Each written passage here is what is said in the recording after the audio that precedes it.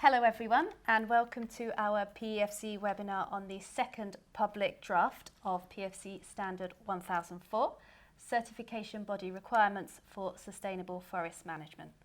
I'm Hannah Prinz and I'm joined again today by Marta Martinez Pardo, our Technical Manager here at PEFC International. This new standard is currently under development with the second public consultation ongoing as we speak, but there'll be more about that later. But first, Marta, could you let us know why this standard is being developed? The standard was developed to bring more clarity, consistency and harmonization within PEFC Sustainable Forest Management certification processes. Certification, it's conceived to be a tool to support processes, to help companies in the implementation of requirements. And with this way, we are bringing some more transparency, some more consistency, and some clear guidance for all those that are, on the one hand, implementing the PEFC SFM requirements, and on the other hand, supporting those companies implementing the requirements through audits and the accreditation audits as well. So we can see that there really are some clear benefits to certification body auditors and also accreditation technical experts, because they are really going to get clear guidance on how audits are to be conducted. And I think we can also see for forest owners, it's going to show them what they can expect when their forest management is being audited. That's the aim, and that's why it's so important to get the feedback from those that are implementing the standards within the consultations. Great, thanks Marta. So could you let us know, is this a benchmark standard or is it an international standard? A little bit of both. Maybe first you can tell us what is the difference between these two standard types. That's probably useful.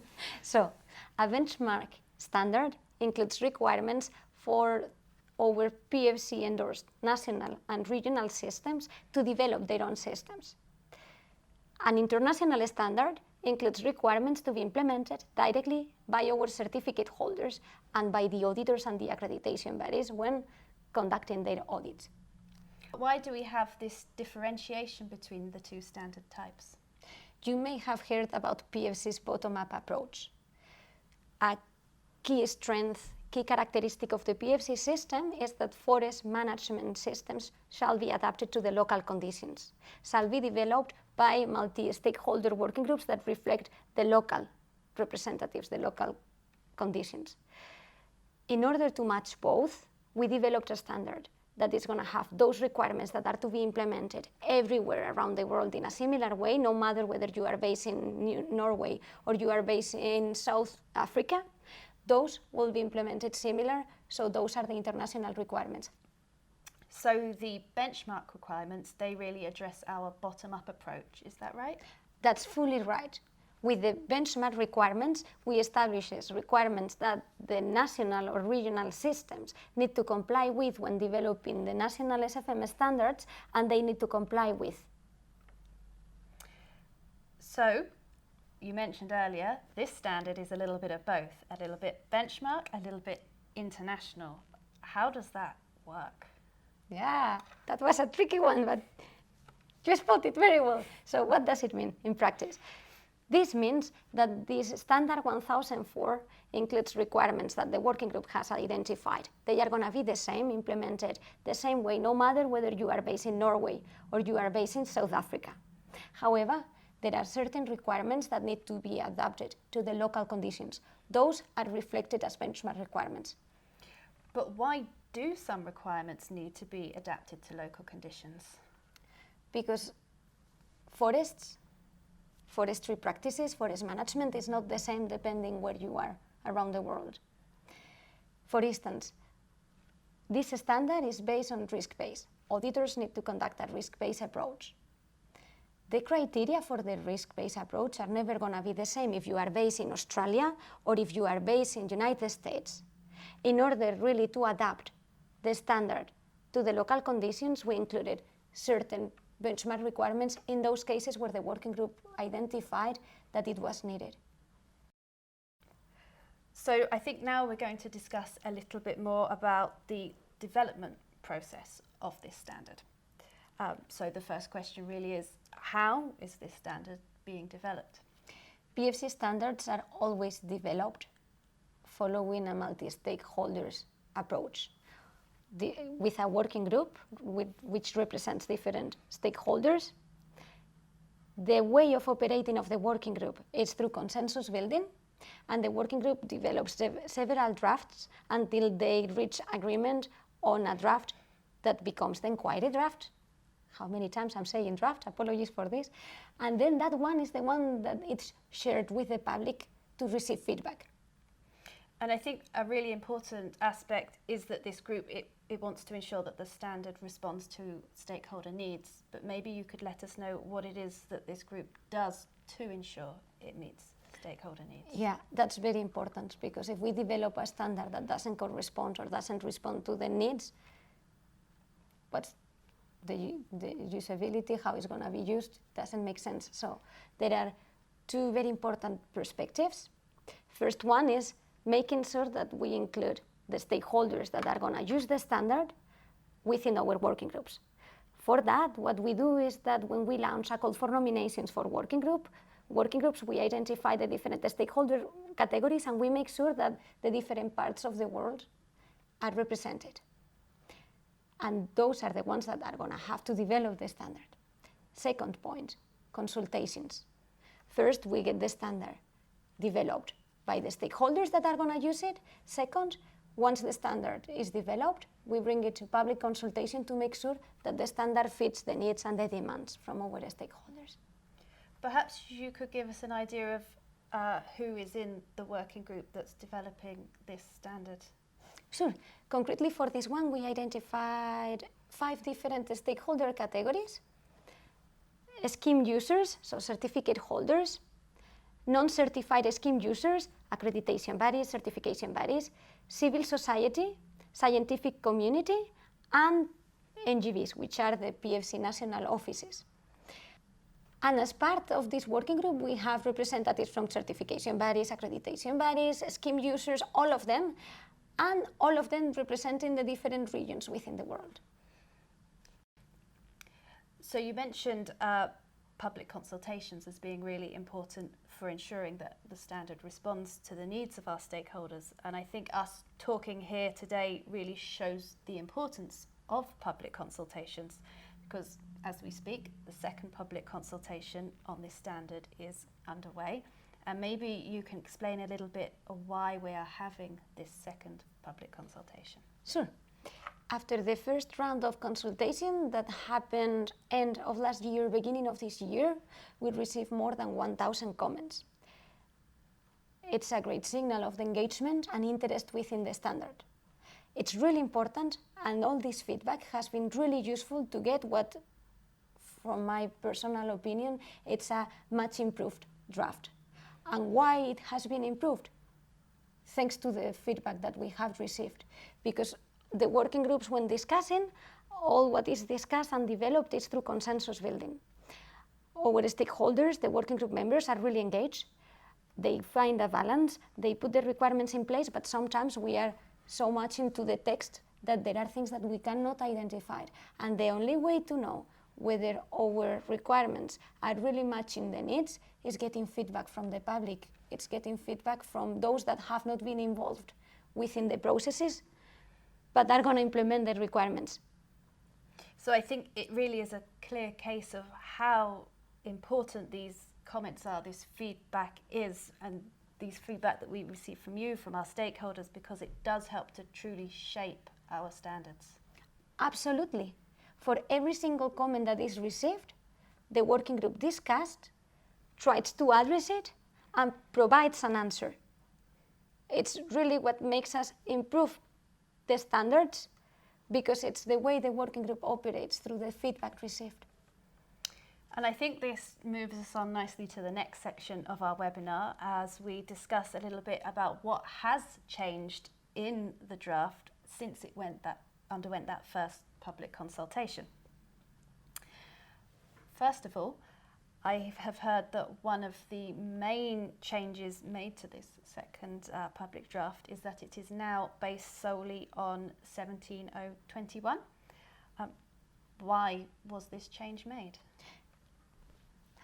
I'm very happy that you asked this question because it's an important topic, specifically for accreditation bodies and certification bodies and for our national and regional systems.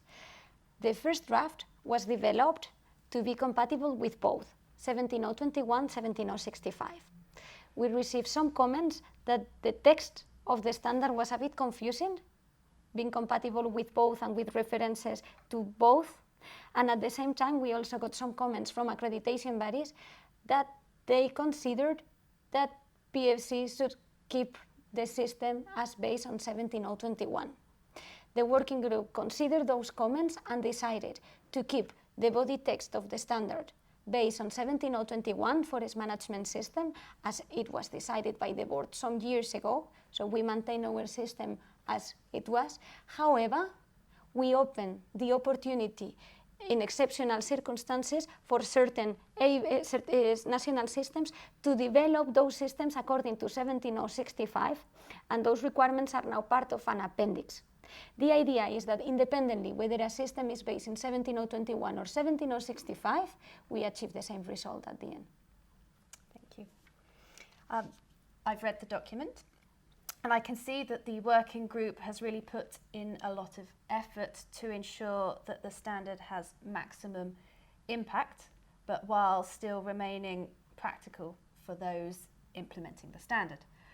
For example, I understand that you have made it much clearer what the qualifications that auditors must have undertaken to perform certification. Indeed, I can confirm that working group members did great efforts to really make more with less and have a standard that have the requirements that can achieve the impact. Regarding the qualifications, we received some comments that the competencies concretely may be too high to be fulfilled by one single person, and we want to have a standard that is implementable. So the working group discussed and decided, let's try to reduce the competencies while ensuring that those competencies that are really needed are still there, facilitating the reading of the text, and clarifying that the competencies for auditors can be matched at audit team level. And I think there's also something about the working experience of auditors that has been clarified. Yeah, what we did, we know, the working group did, although I'm participating in every meeting to coordinate. There were several comments regarding the working experience. The previous version, it was limited to forestry. However, this version is open and it refers to a relevant discipline. Maybe you can give us a couple of examples of a relevant discipline? Sure. The standard leaves it open. It says relevant discipline, so it's up to certification bodies and accreditation bodies to define what relevant experience is, relevant discipline is. However, it gives some examples such as forestry, biodiversity, or natural resources management. Thanks. I know we got a lot of comments in the first consultation about how the standard deals with stakeholder engagements. Could you let us know what has been changed in this draft in response to these comments? For sure, stakeholders engagement section was the section that received the highest number of comments, and that as we received a high number of comments, there were plenty of discussions. From the beginning, the working group was clear that we need to have stakeholders engagement in such a way that it's PEFC's way. So moving away from copying other approaches to stakeholders engagement and developing our own approach, meaningful, that brings all the benefits from such engagement to the processes, the certification processes, while it doesn't make them more difficult or it doesn't stop them from being confidential and impartial. And now it's up to those that will comment, I hope many of you will comment, to let us know whether we managed to achieve this objective. I think this is really one of the places where it's really important that we get the feedback to see if this real PFC approach has worked, is workable and fulfills the requirements. Yeah. I know already in the first public draft we did have a section dedicated to remote audits, really based on the learnings from the COVID pandemic and also advances in technology. Has this been further refined at all in this second draft? Yes, it has been.